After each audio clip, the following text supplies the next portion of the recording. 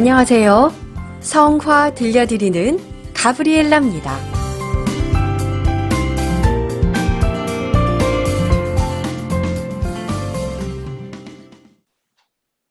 예수 그리스도께서는 복음을 전하기 위해 12명의 제자를 뽑았습니다. 이들은 복음을 선포하고 마귀를 쫓아내는 권능을 부여받고 파견됐지요.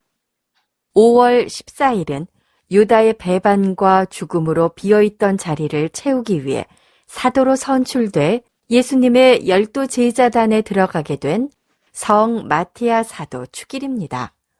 성 마티아 사도는 기술자의 주보 성인이기도 한데요. 사실 마티아라는 이름은 그리스 문화권에서 흔한 이름인 마티티아의 약칭입니다. 그 뜻은 바로 하느님의 선물인데요. 마티아 사도는 그 이름에 걸맞게 하느님의 영광을 위하여 그리고 수많은 영혼 구원을 위한 도구로서 배반자 유다 대신에 공동체 앞에서 기도와 제비 뽑기를 통하여 사도로 선택됐습니다. 마티아 사도는 12 사도로 선출된 사실 이외에 특별히 알려진 것이 없는데요. 전설 또는 전승을 보면 마티아 사도는 예수님께서 파견했던 72명의 제자 가운데 한 분인 것으로 표현되어 있습니다. 또 자케오 혹은 바르나바와 같은 인물이라는 의견이 있기도 해요. 마티아 사도는 이방인들의 구원을 위하여 거의 30년 이상 복음을 전했고 박해 중에 순교했다고 전해지고 있습니다. 또 다른 전승을 보면 마티아 사도는 72명의 제자단에 합류한 뒤에 처음에는 유다 지방에서 나중에는 콜키스, 오늘날 흑해 동부 조지아 일대에서 복음을 전하다가 순교했다고 합니다. 마티아 사도는 세바스토폴리스, 그러니까 오늘날 흑해 동부 연안 도시인 수후미에서 돌아가셔서 그곳에 묻혔다가 로마 제국에 그리스도교를 공인한 콘스탄티누스 대제의 어머니이신 성녀 헬레나에 의해 로마로 옮겨졌고요. 그 뒤에 다시 독일 남서부 국경 도시인 트리어로 이장됐습니다. 그런데 다른 설도 있어요. 마티아 사도께서 유다 지방에서 복음을 전하다가 첫 순교자 스테파노처럼 예루살렘에서 유다인들에 의해 돌에 맞아 순교했으며 유다인들은 마티아 사도를 돌로 쳐 죽인 뒤에 다시 도끼로 목을 쳤다고 합니다. 유해는 나중에 로마로 옮겨졌다가 다시 트리어로 옮겨졌다고 해요. 트리어로 옮겨진 마티아 사도의 유해는 베네딕토 수도원 성 마티아 성당에 안치됐다고 합니다. 트리어에 전해 내려오는 이야기를 보면 마티아 사도는 유다 지파 출신으로 베들레헴의 지체 높은 집안에서 태어났다고도 합니다. 신앙생활을 오랫동안 하신 교우들께서는 혹시 마지아라는 세례명을 기억하십니까? 예전에 부르던 마지아라는 세례명은 마티아를 한자식으로 표기한 것입니다.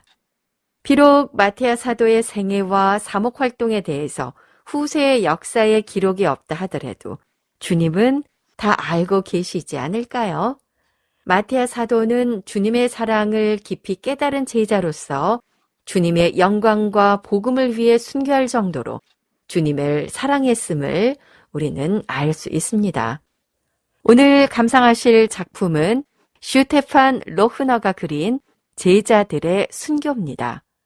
슈테판 로흐너는 15세기 중반 퀼른 화파의 대표적인 화가입니다.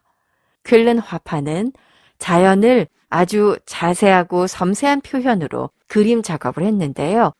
보는 사람으로 하여금 마치 꿈을 꾸는 것 같은 착각을 불러일으키게 합니다. 슈테판 로흐너의 작품들은 금색을 사용하고 꽃으로 가득한 정원에 동화 속의 인물을 그려 넣는 것을 좋아했는데요. 이를테면은 장미정원의 성모님, 수태고지, 동방박사의 경배 등의 작품들이 있습니다. 이 작품들의 공통점은 친숙한 성경 내용을 바탕으로 그리고 있으며 특히 몇몇 작품에는 극적이고 위험한 장면을 집어넣은 인물입니다. 극적이고 위험한 장면을 담은 작품이 바로 오늘 감상하시는 제자들의 순교입니다. 이 작품은 12사도의 순교를 12개의 판넬 위에 유화로 나타냈습니다. 왼쪽과 오른쪽으로 구분해서 6명씩의 제자를 배치했는데요.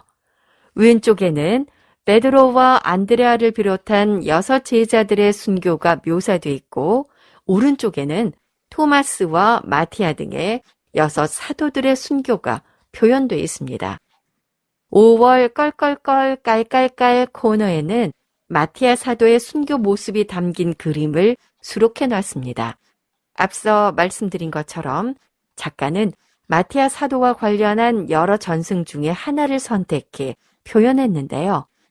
마티아 사도가 복음을 전하다가 첫 순교자 스테파노처럼 유다인들에 의해 돌에 맞아 순교했으며, 유다인들은 마티아 사도를 돌로 쳐 죽인 뒤에 다시 도끼로 목을 쳤다고 한 내용을 바탕으로 그림 작업을 한 것입니다. 사도들은 예수님을 배반하고 목숨을 끊었던 유다를 대신할 사도를 선택했습니다. 하느님께 기도한 후에 선택한 사도는 마티아 사도였습니다. 본당에서 또 교구에서 단체장과 봉사자들을 선출할 때가 있습니다. 기도하고 고민해 보지만 단체장과 봉사자들을 선출하는 것은 언제나 힘든 일인 듯 합니다. 교회의 봉사자들은 어떤 분들이면 좋을까 생각합니다. 다음과 같은 의견에 동의하십니까? 먼저, 교회의 봉사자는 신념이 있어야 합니다. 그리고 용서할 줄 알아야 하며 자비로워야 합니다. 물론 겸손해야겠지요. 마지막으로 남의 말에 귀 기울일 줄 알아야 합니다. 오늘 복음에서 예수님께서는 우리 봉사자들이 가져야 할 사명을 말해주고 있습니다. 내가 여러분을 사랑한 것처럼 여러분도 서로 사랑하십시오.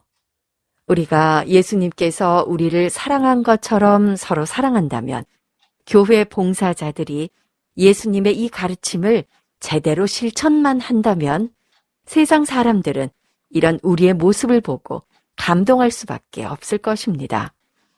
어떤 점에서 우리 모두는 마티아 사도가 그러했듯이 그 누군가가 해야 할 일, 그 누군가가 다하지 못한 일을 대신해 나 자신에게 부여된 직무를 수행해 나가리라 봅니다. 앞선 사람의 부족함을 탓하기보다는 지금 우리 자신에게 부여된 일을 성실히 잘 수행해 나간다면 먼 훗날 지금 내가 하고 있는 직무를 계속 수행할 이들의 짐을 가볍게 해줄 것이라는 생각을 해봅니다.